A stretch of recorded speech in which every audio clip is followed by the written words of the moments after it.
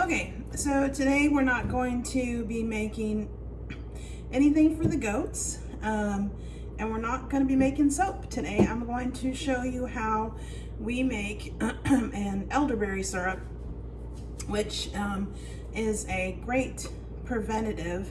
It encourages your immune system to work to keep you healthy. And with viruses and all the sicknesses that go around at this time of year, it is definitely beneficial to have some elderberry syrup ready in the refrigerator. And generally we take a tablespoon a day just to keep us healthy. If we happen to get sick, I usually increase that to a tablespoon every few hours until we're not feeling the effects of the sickness any longer. And generally I would actually, besides, we're going to be putting in some dried organic elderberry and some dried organic rose hips. Rose hips are full of vitamin C. And we usually would add an astragalus, but currently I am taking astragalus in a tincture form. So we're not going to add that to the elderberry today.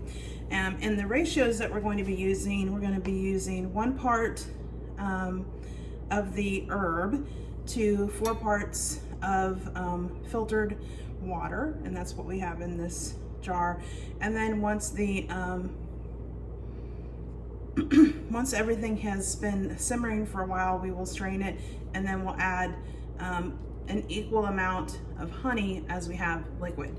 So we're going to just take our stainless steel, we're going to tear this out, and we'll add our herb first.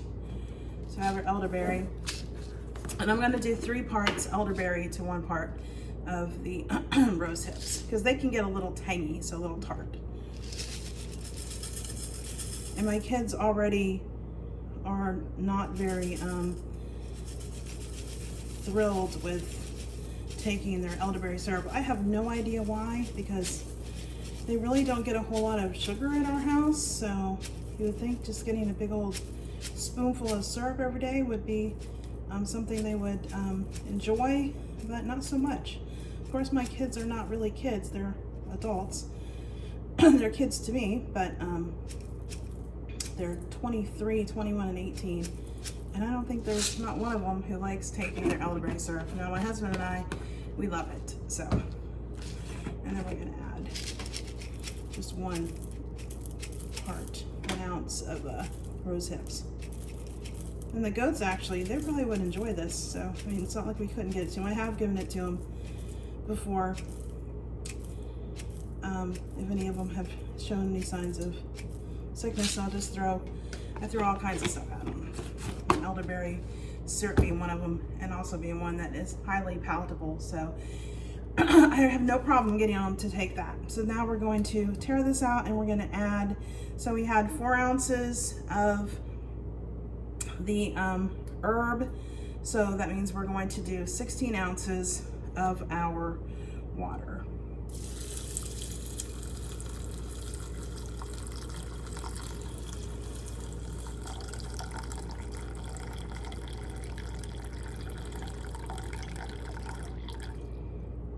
All right, so we'll just take this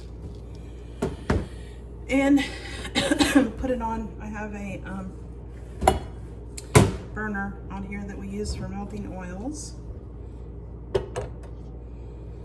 or hard oils anyway. We'll just get that plugged in, and we're going to put it on low and let it get to, and then in a simmer. It usually takes, I don't know, usually let it sit and simmer for about 30 minutes to an hour, and then we let it cool down to room temperature before we mix it with the honey, so that we don't kill any of the benefits of the honey in the heating process. So we don't want it to get too hot.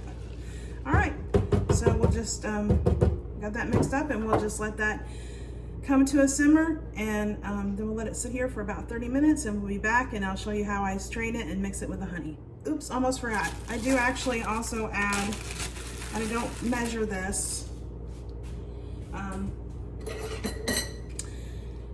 actually add some grated ginger. It's usually probably around 2 tablespoons. Sometimes I will actually add a couple cloves as well.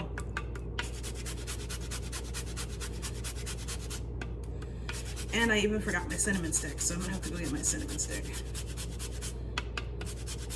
Now, how I keep ginger, we buy ginger by the pound, and I use it all the time for all kinds of stuff. And I'll chop up little pieces to give to the goats too, if they're not, if they have any kind of tummy issues. It's amazing benefits for the digestive system. So I buy the ginger root by the pound from Asia Standard, and then we just put it in a big bag and stick it in the freezer, and then whenever I want to use it, I just bring it out and grate it actually whole.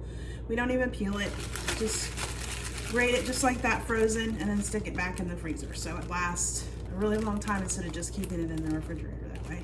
Okay, so have my organic cinnamon sticks, so we're just gonna add one of those as well to let it simmer. And this stuff will smell amazing when it's done. Okie dokie, we'll be back when everything has been simmering, and we'll get it all straightened up, add the honey, and bottle it up.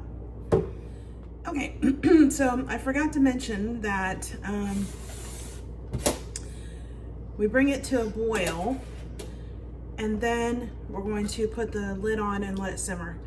And I actually have already let this simmer for 30 minutes, and now I've turned off the heat, and I'm going to just take it off the burner and put the lid back on, and we're going to let this steep for an hour before we come back and strain it. So we'll be back in an hour to strain it and add our honey. Okay, so our herbs have steeped for an hour, and now we're going to strain them into a clean jar. I've sterilized this, and I want to make sure you remember to whatever you put in here, whatever liquid, if you use water,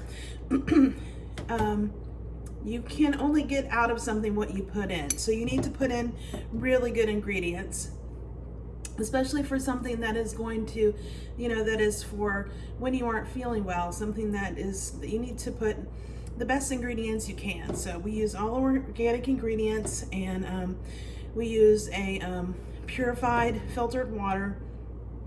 If you can't do that, you can do distilled or any kind of other like bottled water, filtered water. You just want to make sure you use a good quality water, not just water from the tap, unless of course you have a filtration system. Okay, so now we're going to strain this into our jar.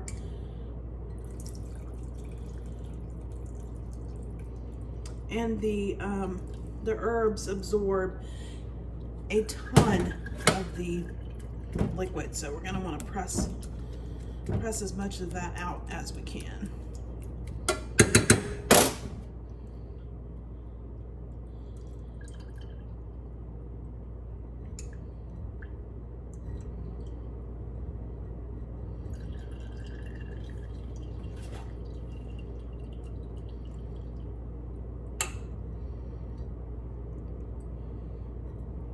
Kind of a tedious process trying to get all this in here. We'll do work in batches.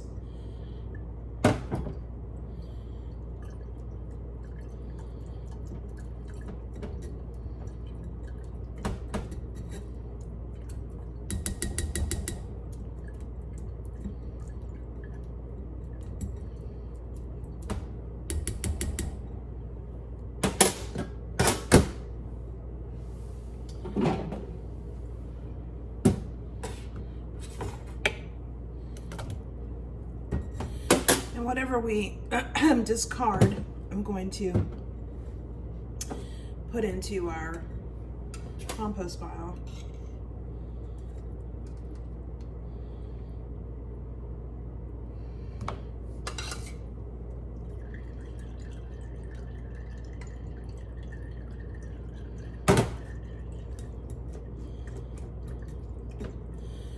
So after we use all this, we can put it back and make it go to work for us again, building the soil. In Florida, we have exceptionally unfertile soil, traditionally. When we were in Tennessee, it was kind of the first time we had ever started growing anything. The first time we had a garden, we had a huge garden, our first garden. Didn't know what we were doing, but we didn't do too bad. We went from living in a subdivision, growing up, I remember my mom maybe gardening when I was really little, but other than that, I don't remember them ever doing anything like that, and it wasn't something that I was ever taught to do. I'm not sure why. Maybe just latent tendencies, genetics, because I know that my generations before our family had gardened, and I think my grandpa did as well. Not that I can remember when I was little though, but previously. But anyway, so we go from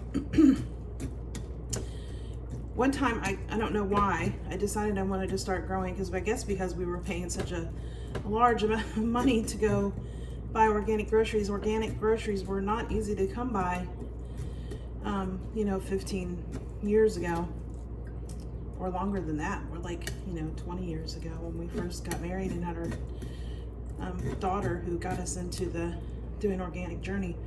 But our first experience growing anything, I grew a tomato. I don't even know where I got it, but I grew it out on our back porch, and it grew, and I thought there was something wrong with it, because the fruit, I thought that maybe it was a mutation, or there was something wrong with it, because it grew these little yellow pear-shaped things, and I didn't even know what they were. I didn't know that there were cherry tomatoes, and I had no idea that there were any that were actually pear-shaped and yellow. So we threw them away, and because I thought there was something wrong with it. So we go from that to moving to Tennessee a few years later and growing our own huge garden. We had sweet potatoes and all the herbs that I could grow that we were giving to the goats, and peppers and all kinds of heirloom tomatoes and strawberries, cabbages. The only thing I really had a difficult time growing there was zucchini, because of the vine borers that would get in, and they killed every zucchini or pumpkin I tried to grow. But we went from that to having a huge garden, so it was quite the jump, and one of the reasons why our farm is actually called Faith Farm, because we took a huge leap of faith when we decided to move to Tennessee in the first place. Okay, but anyway, now in Florida we grow things as much as we can, but it has been definitely been a huge struggle to try to grow things here.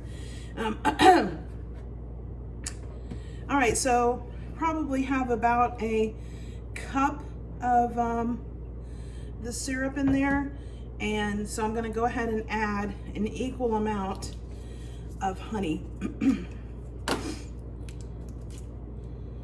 So about a cup of honey. And usually I would use our own, but we haven't harvested any of our own honey so far this year. We only have one hive, and it was a wild swarm that came. That may have been over a cup. I don't know. I lose track when I'm talking.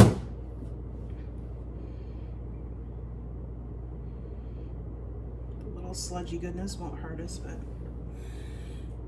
doesn't look very appetizing. All right, so we'll just get this mixed in.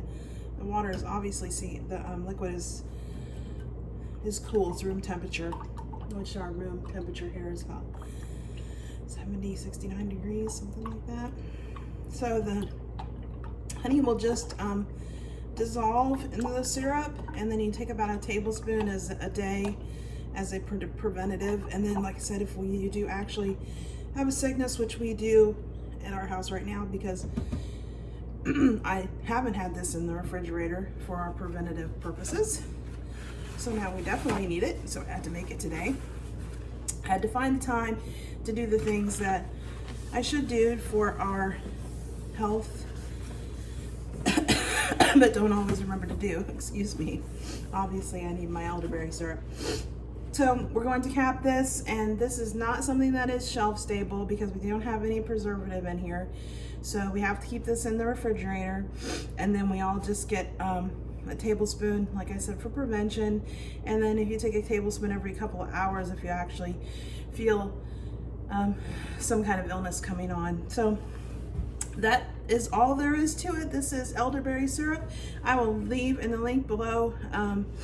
I'll leave links in the description box below for all of the herbs and where you can get them. We buy them in bulk, generally from Mountain Rose Herbs is where almost 100% of my herbs are from, or sometimes I will find them at Asia Standard as well, which is where we get our ginger. So I will leave links to all that below. If you like this video, please hit the subscribe button and let us know how we're doing. Leave a comment and tell me how you enjoyed the video, and if there's anything you'd like to see us do. But thank you for watching, and have a blessed day.